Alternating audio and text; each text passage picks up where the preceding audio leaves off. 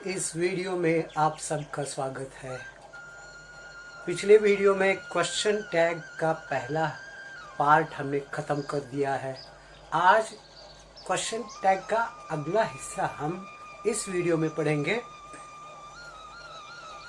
यहाँ मैंने जो सेंटेंसेस लिखे हैं उसमें एक रूल छुपा है, एक नियम छुपा है। वो ये नियम है, देखो, अगर सेंटेंस का सब्जेक्ट समवन हो, जैसे यहाँ है नो वन हो या नोबडी हो, समबडी हो, एवरीबडी हो, एवरीवन हो, समवन हो, ये सब्जेक्ट्स जब सेंटेंस के होते हैं तो क्वेश्चन टैग का सब्जेक्ट हमेशा एक ही रहता है,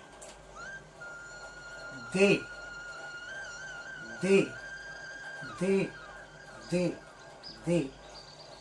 यानी सेंटेंस का सब्जेक्ट अगर नो वन है, समवन है, नोबडी है, समवन समबडी है, एवरीबडी है, तो क्वेश्चन टैग का सब्जेक्ट हमेशा दे ही रहेगा और उस सब्जेक्ट के मुताबिक ऑक्सिलरी बदलती है।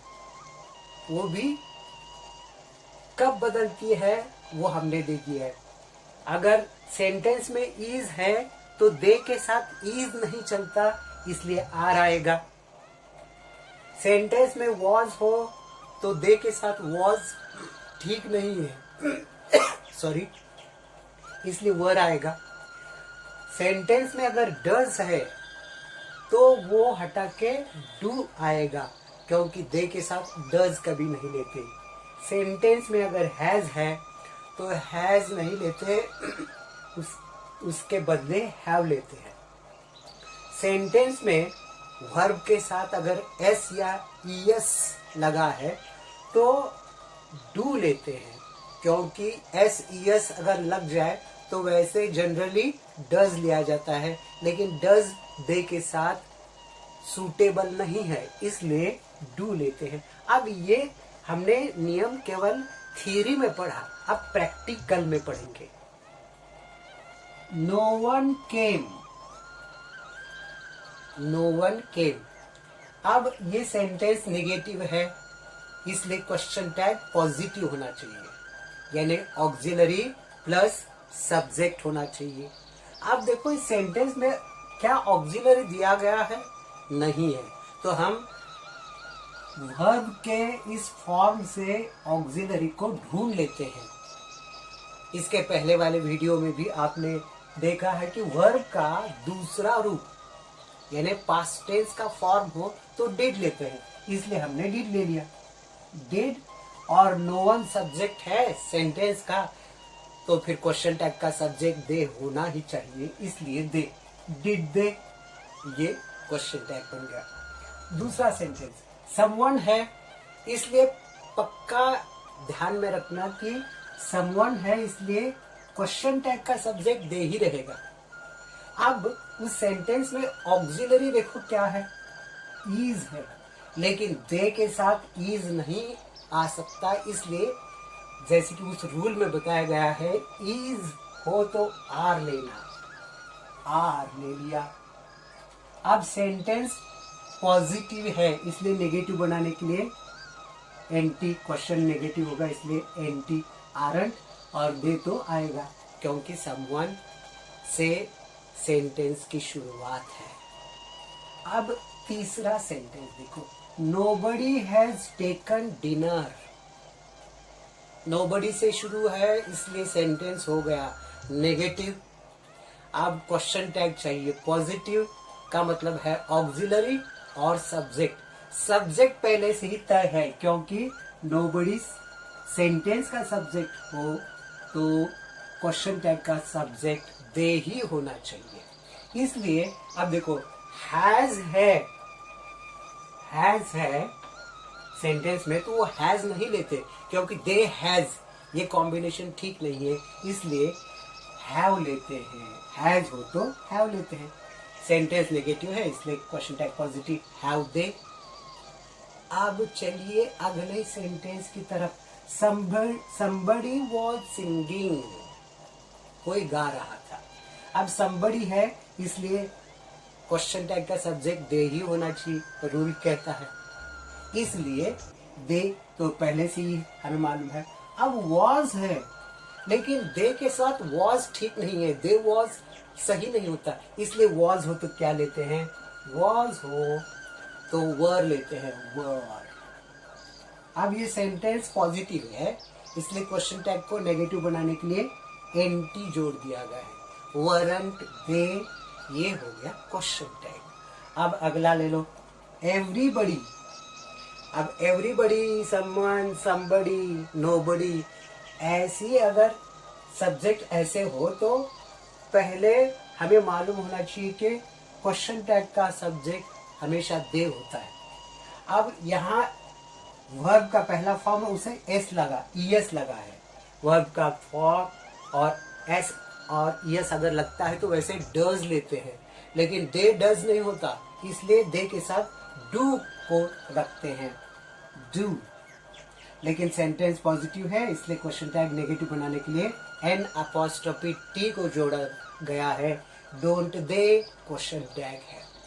देखो यानी इसमें हमने देखा कि सेंटेंस में ऑक्सिलरी अलग है और क्वेश्चन टैग में वो अलग ही होता है, लेकिन वो बहुत डिफिकल्ट नहीं है, कठिन नहीं है, क्योंकि हमें मालूम है केवल इज, वॉज और डू, जब डज हो तो डू लेते हैं, इज, वॉज, डज और हैज हो तो ही ये बदलता है, इज, वॉज, डज और हैज सेंटेंस में हो तो ही ये चेंजेस होते हैं, इज इसलिए आर, हैज होता है इसलिए हैव, वॉज होता है इसलिए वर, और वर्ब को एस या ईएस हो तो डू लेते हैं। ये बहुत आसान है, प्रैक्टिस से और आसान बनेगा। अब देखो इन्हें छोड़ के everyone, someone, everybody, somebody, no one, nobody शुरू में है, लेकिन इन सब ऑक्सिलरीज को छोड़ के, इन चार ऑक्सिलरीज को छोड़ के अगर दूसरे ऑक्सिलरीज हो तो क्या करें, तो इससे भी और सिंपल है, वो दूसरे ऑक्सिलरी वैसे ही रखे जाते हैं। अब वहां देखो, everyone can apply, everyone subject है सेंटेंस का, इसलिए क्वेश्चन टैग का सब्जेक्ट दे ही होना चाहिए। कैन है, कैन को वैसे ही रख दिया, सेंटेंस पॉजिटिव है इसलिए नेगेटिव क्वेश्चन टैग बनाने के लिए कांट रख दिया, कांट दे, सिंपल है। समवन शुड कंप्लेन, किसी को तकरार करनी चाहिए। अब देखो यह समवन है सेंटेंस का सब्जेक्ट, इसलिए क्वेश्चन टैग का सब्जेक्ट दे होना ही चाहिए, नियम बताता है। अब शुड है तो शुड को वैसे ही लेते हैं, सेंटेंस पॉजिटिव है इसलिए नेगेटिव बनाने के लिए एंटी जोड़ दिया गया, शुडंट दे, ये क्वेश्चन टैग हो गया। अब everybody would get up at 5 AM, हर कोई 5 बजे सुबह उठा करता था। अब देखो यहाँ एवरीबडी सेंटेंस के शुरू में है इसलिए क्वेश्चन टैग का सब्जेक्ट हमेशा दे ही होना चाहिए, दे। वुड को वैसे ही ले लिया क्योंकि बाकी सारे जो ऑक्सिलरीज है इन चारों को छोड़ के वैसे ही आते हैं, वुड को ले लिया।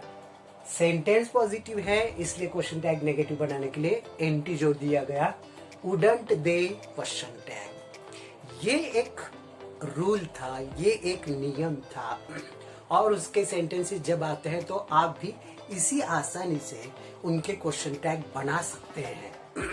अब हम और एक नियम सीखेंगे, ये इसका जो पहला है, जैसे हैज, हैव, हैड, माइनस का मतलब है ना होना, यानी उस सेंटेंस में हैज हो, हैव हो, हैड हो और पास्ट पार्टिसिपल ना हो, यानी वर्ब का थर्ड फॉर्म ना हो, तो ये नियम इस्तेमाल करते हैं।